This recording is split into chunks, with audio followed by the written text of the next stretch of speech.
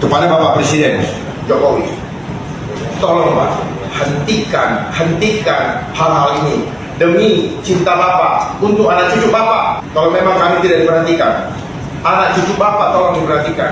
Mereka milik Tuhan.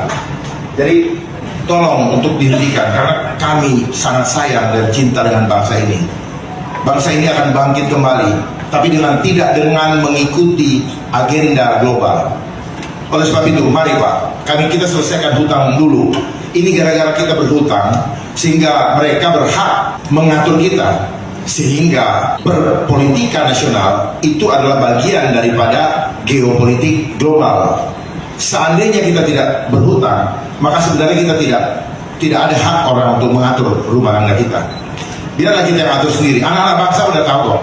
Dan kita mulai kembali percaya bahwa kekuatan Tuhan maha dahsyat. Tidak ada satupun kekuatan lain, apalagi hanya peneliti manusia berdosa itu mampu mengatasi kekuatan Tuhan.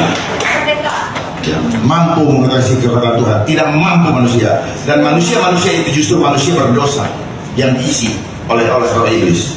Demikian pula dengan alam ini yang ada polusi. Saya berani ikut meneliti bahwa polusi itu sebenarnya tidak ada, karena alam itu mempunyai mekanisme untuk menghentikan, untuk menghisap, membersihkan dirinya sendiri. Jangan diukur-ukur dengan konsep science. Berarti kita membatasi kuasa Tuhan. Makanya kenapa mereka jadikan teknologi apa yang menjadi kekuatan Tuhan, seperti adanya exhaust. Itu mereka belajar dari mekanisme alam, membersihkan alam itu sendiri. Tetapi manusia jahat yang mencoba, karena apa? Karena bagi operator, bagi mereka yang berkhianat hanya butuh duitnya. Tetapi bagi mereka yang punya program, hanya satu, manusia punya iman lemah dan ikut dajjal. Cuma itu kok. Karena pada akhirnya ketakutan demi ketakutan. Perhatikan, konsepnya mereka selalu menakut-nakuti. Yang seharusnya kalau kita menjadi pemimpin bangsa ini, lepaskan rakyat dari ketakutan. Hadapi, jangan menjadi corong untuk menakut-nakuti atau menjadi bagian untuk menakut-nakuti rakyat. Please, berhenti. Jadi kami di sini menolak penyebaran nyamuk bionik, ya, istilah saya itu, yang ada di manapun, yang besok rencananya sesuai dengan jadwal mereka akan disebarkan. Saya berharap juga kepada Pak pejabat gubernur yang adalah junior saya di pendidikan, namanya Pak Samade. Saya mengimbau, hentikan dan nyatakan, umumkan supaya harapan Prof. Richard dan masyarakat Bali menjadi hidup tenang kembali. Saya berharap kesempatan siang hari ini, mulai dari Bali, kita selamatkan Indonesia, dan tidak ada lagi tempat dimanapun juga, termasuk kami di Jakarta, ada lagi yang namanya monkey fox itu. Dan perhatikan baik-baik, mereka senang menggunakan binatang. Ada apa dengan binatang? Jangan sampai binatang ini merepresentatifkan jiwa daripada pemainnya. Karena ini adalah konsep homo homini lupus. Manusia menjadi serigala manusia yang lain. Hanya demi apa? Demi uang. Demi uang. Dan kami meminta untuk hentikan semua ini, karena apa yang terjadi pun di beberapa daerah ini melanggar Permenkes nomor 50 seperti yang tadi disampaikan, nomor tahun 2017. Kami sudah punya datanya, pasal 1, pasal 8, dan pasal, saya bacakan di sini Pak, pasal 1 ayat 6, 7, pasal 3 ayat 1, pasal 5 ayat 1, 2, pasal 8 ayat 1 dan 2, pasal 10, biar kawan-kawan mencatat supaya nanti bisa dibuka, itu dilanggar. Dan pasal 12 ayat yang kelima, ya, silakan dibaca supaya bisa kita saling koreksi.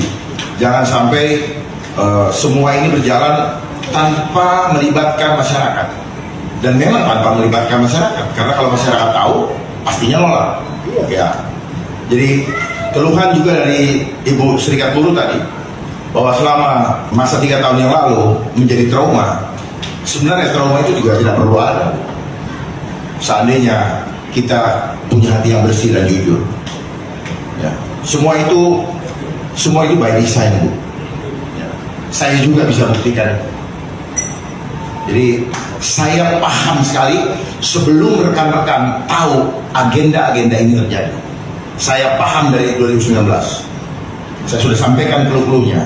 Hanya banyak orang yang tidak peduli lagi karena sudah dikuasai oleh ego. Semua mau menyelamatkan dirinya masing-masing demi kenyamanan dirinya dan keluarganya doang sendiri tanpa memikirkan orang lain. Itulah yang terjadi di bangsa ini. Dan ketika masa Covid, mereka memainkan lagi supaya semakin apatis. Makanya digiring masuk ke rumah. Supaya apa?